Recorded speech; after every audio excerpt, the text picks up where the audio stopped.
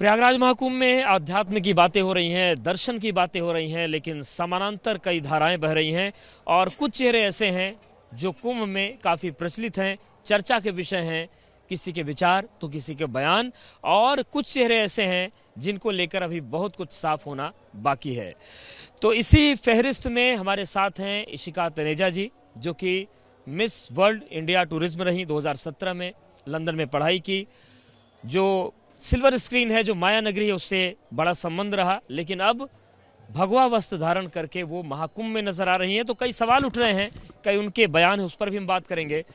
इशिका जी, बहुत स्वागत है आपका एबीपी न्यूज़ पर। और पहला सवाल ये कि आप इशिका तनेजा हैं या फिर श्री लक्ष्मी हो चुकी हैं? राधे राधे। नहीं, मैं श्री लक्ष्मी नहीं हूँ, मैं इशिका तनेजा ही हूँ। सनातनी इशिका तनेजा हूँ, साध्वी इशिका तनेजा नहीं हूँ। श्री लक्ष्मी मेरी फाउंडेशन का नाम है, इशिका श्री लक्ष्मी फाउंडेशन। तो शायद कुछ लोगों ने ये जब पढ़ा तो उनको लगा कि मेरा नाम बदल गया है। मैंने सिर्फ गुरु मंत्र दीक्षा ली है शंकराचार्य जी से, सदानंद सरस्वती महाराज जी द्वारकापीठ जी से, और बस अभी धर्म के रास्ते पे चलना शुरू करा है। लेकिन आपने पूरा जो भगवा धारण कर लिया, रुद्राक्ष धारण कर लिया, तो इसके पीछे कोई खास वजह? रुद्राक्ष मैंने काफ़ी पहले से धारण करा हुआ है। भगवा एज सच भगवा नहीं है, प्लीज़। जैसे हम किसी को साध्वी कहते हैं या बोलते हैं भगवा धारण करना, तो वो ये होता है कि आप अनस्टिच्ड कपड़ा होता है आपका। जब आप साध्वी बनते हैं तो आप सर मुंडवाते हैं, आप पिंडदान करते हैं अपने पूर्वजों का, अपने पहले जितने भी हैं, अपनी पूरी फैमिली का जो अभी एग्जिस्टिंग है, अपने खुद का आप भस्म लेप लेते हैं, आप एक संकल्प लेते हैं, आप साधना करते हैं, तब जाके आप कभी साध्वी बनते हैं। और वो भगवा वो वाला भगवा होता है। मुझे लगता है वैसे जो नॉर्मल भगवा है, तो भगवा तो सनातन का प्रतीक है, आस्था का प्रतीक है, धर्म का प्रतीक है। तो बल्कि मेरा तो काफ़ी अलग तरीके से, मैं तो बोलती हूँ, मैं मेकअप भी कर रही हूँ, हील्स भी पहन रही हूँ, उसको स्टाइलिश तरीके से भी कैरी कर रही हूँ, क्योंकि मुझे लगता है कि जब तक एक एजुकेटेड क्लास इसको बहुत सुंदर तरीके से कैरी नहीं करेंगी, तब तक जो यूथ है वो उससे जुड़ेगा नहीं। अभी आप देख रहे हैं आसपास सारी लड़कियां हैं, वो वेस्टर्न कल्चर को ज़्यादा अपना रही हैं, वो वेस्टर्न कपड़े ज़्यादा पहन रही हैं। और जब हम साउथ में जाते हैं तो हम देखते हैं कि लोगों ने लुंगी पहनी हुई है, धोती पहन के वो ऑफिस तक जाते हैं, टिक्का लगाते हैं। ये हम कल्चर नॉर्थ इंडिया में कम देखते जा रहे हैं। तो इसलिए मैंने जितनी भी साड़ियाँ बनवाई हैं वो कभी रस्ट कलर में या उसके अंदर मैंने सनातन का एक एलिमेंट और थोड़ा सा फैशन का रिस्पॉन्सिबली एक सुंदर तरीके से हम कैसे सनातन को रिप्रेजेंट कर सकें, ये मेरी एक छोटी सी पहल रहेगी। तो आपके गुरुदेव हैं सदानंद सरस्वती जी, जो शंकराचार्य हैं, तो क्या निर्देश मिला है उनसे आपको सनातन के प्रचार प्रसार को लेकर, शिक्षा को लेकर? जी, तो जब मेरी उनसे पहली बारी मुलाकात हुई थी तो उन्होंने पहले पूछा था, बड़ी लंबी उन्होंने मुझसे क्वेश्चन एंड आंसर की सीरीज़ रही। उन्होंने पहले देखा, परखा, क्या कर रही हूँ, क्या करना चाह रही हूँ, कुछ मेरे सवाल भी रहे। और उसके बाद उन्होंने मुझसे पहले गुरु मंत्र दीक्षा देने से पहले ये भी पूछा था, क्योंकि मैं वैसे तो क्योंकि रुद्राक्ष पहनती हूँ और मेरा जो महाकाल जी के साथ एक लगाव है वो बहुत सुंदर है, क्योंकि उनकी वजह से मुझे लगता है मेरी लाइफ में ज़्यादा चेंजेस आए हैं। लेकिन अगर मैं अपनी बर्थ की बात करूँ तो मेरा ये जो जन्मदिन है वो जन्माष्टमी के दिन है। तो कृष्ण से मेरी एक बहुत अलग, एक बहुत सुंदर रिश्ता है। तो उन्होंने मुझसे पूछा था, फिर उन्होंने मुझे गाइड करा कि नहीं, मुझे कृष्ण के मार्ग पे ही चलना चाहिए। उसी की गुरु मंत्र दीक्षा दी उन्होंने, मैं शेयर नहीं कर सकती कि क्या। और फिर उन्होंने अभी बोला, जैसे लोगों ने जब साध्वी बुलाना शुरू करा तो सबसे पहले उन्हीं से ही चर्चा हुई। तो उन्होंने बोला कि नहीं, अभी आप पहले आराम से धर्म का प्रचार करिए, क्योंकि मैं भी अभी साध्वी नहीं बिल्कुल भी बनना चाहती। मैंने कुछ उस तरह से मोह माया नहीं छोड़ी है, कोई वैसे संकल्प नहीं लिया है। तो तब उन्होंने बोला अभी आप पहले काम करिए, 60 साल के बाद जैसे जैसे आपकी जर्नी आगे बढ़ती जाएगी वो मुझे उस तरफ से डायरेक्ट करते जाएंगे। उन्होंने बोला है कि कृष्ण की जो मंदिर है, संभल और इन सब चीज़ों के ऊपर भी मैं अपना प्रयास जारी रखूं। और ऊपर से इसके साथ साथ जो मैं महिलाओं के लिए करती रहती हूँ, चाहे जैसे मैंने Guinness book of world record बनाया था, तब भी मैंने एसिड अटैक विक्टिम्स थे, जो रेप विक्टिम्स थे, उनको हमने हेल्प करा था। फिर उनके लिए सारे के सारे स्कूल्स, उनके लिए सैलॉन्स बनाए थे। तो जब वो अपने में इस्टेब्लिश हो गए तो उसकी वजह से राष्ट्रपति का ऑनर भी मिला था 100 वुमेन अचीवर्स का। तो उन्होंने बोला वो जो आपका रास्ता है, वो जो मार्ग है, आप उसी को ही पकड़ के चलिए।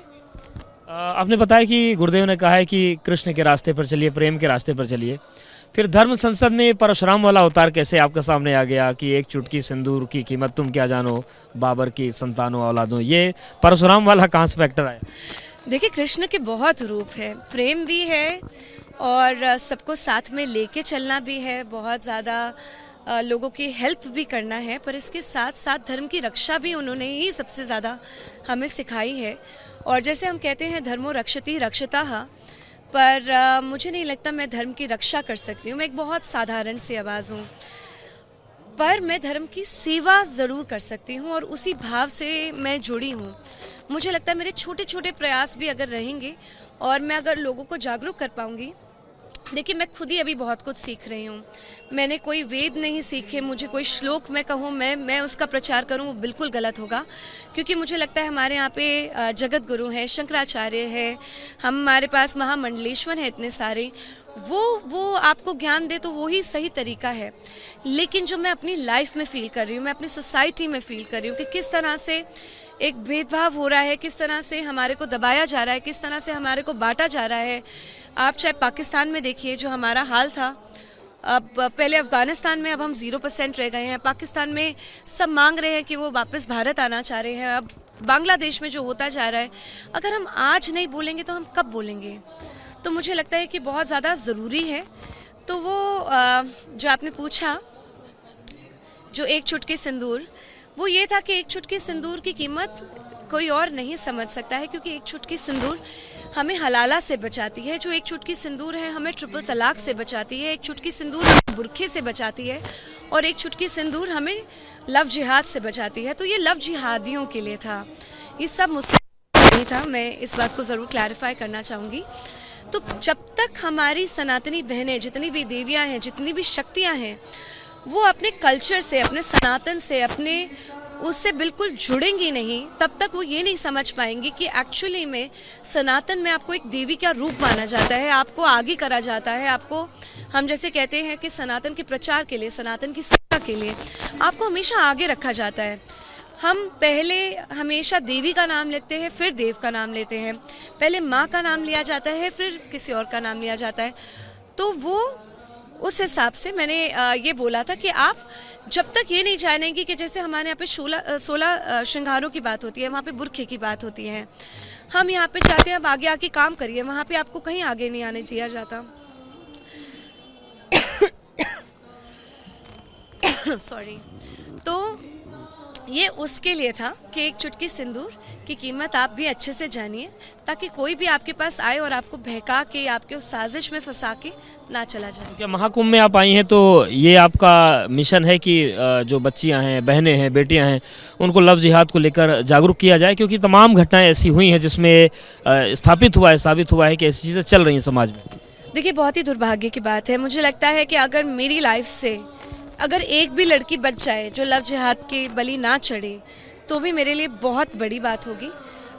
कुंभ आना मेरे लिए डेफिनेटली लोगों को जागरूक करना तो है ही, और अपने साथ जोड़ना। मुझे लगता है कि जैसे मैं आगे आई हूँ, वैसे मुझे लगता है जितनी भी एजुकेटेड लड़कियाँ हैं वो सनातन को अच्छे से जानें और प्रयास करें और उसके साथ जुड़ें और लोगों को और जागरूक करें।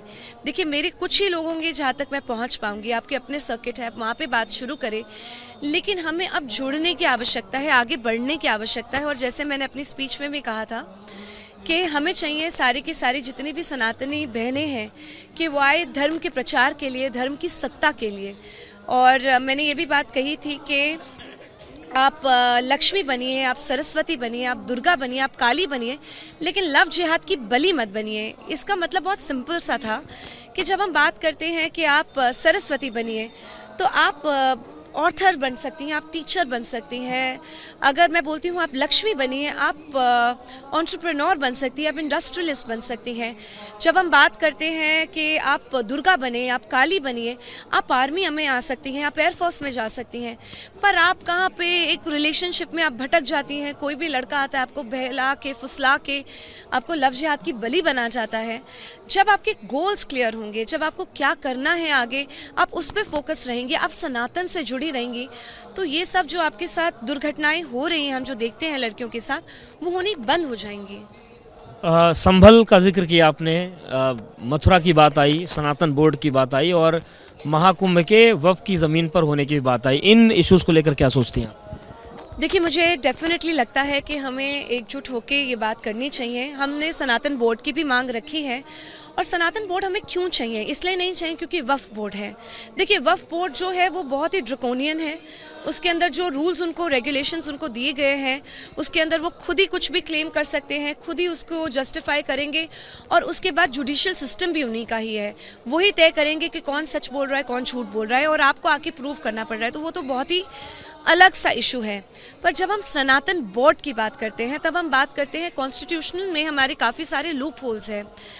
जो सबसे बड़ा लूप होल है वो हमें ये दिखाई देता है कि 4 लाख करोड़ एक साल में जो मठ मंदिर हैं उनमें आता है, उन पे चढ़ता है और वो सारा का सारा पैसा गवर्नमेंट ले जाती है, जबकि ऐसा किसी और रिलीजन में नहीं होता।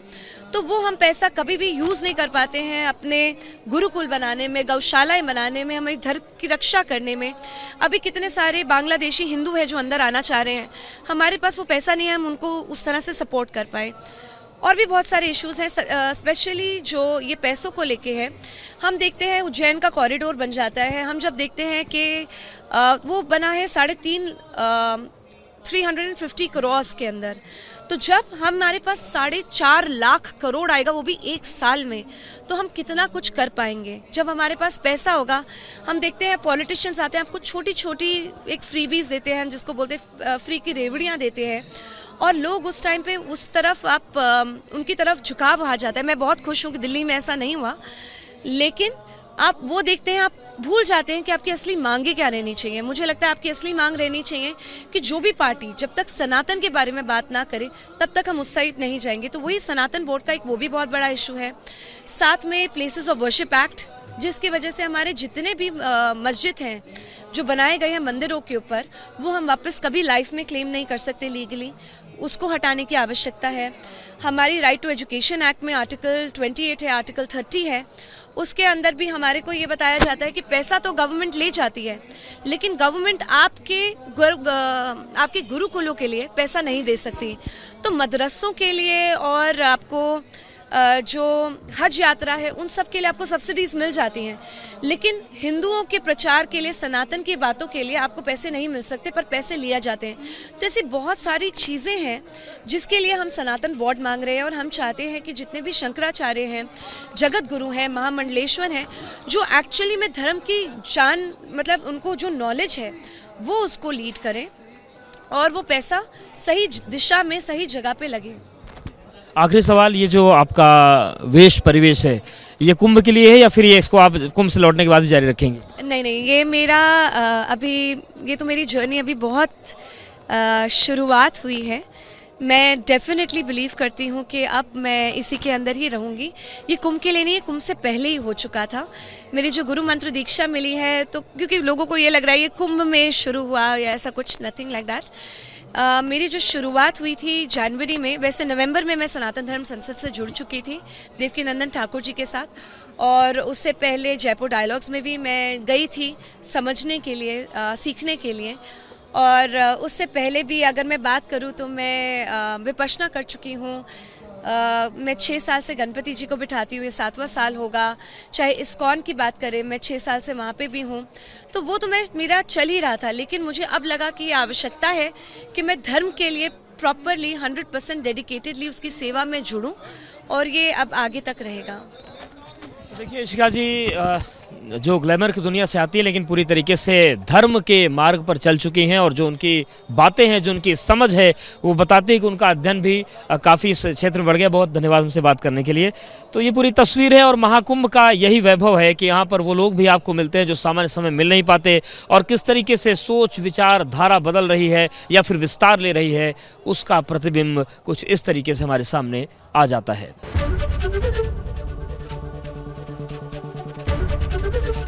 एबीपी गंगा, खबर आपकी, जुबान आपकी।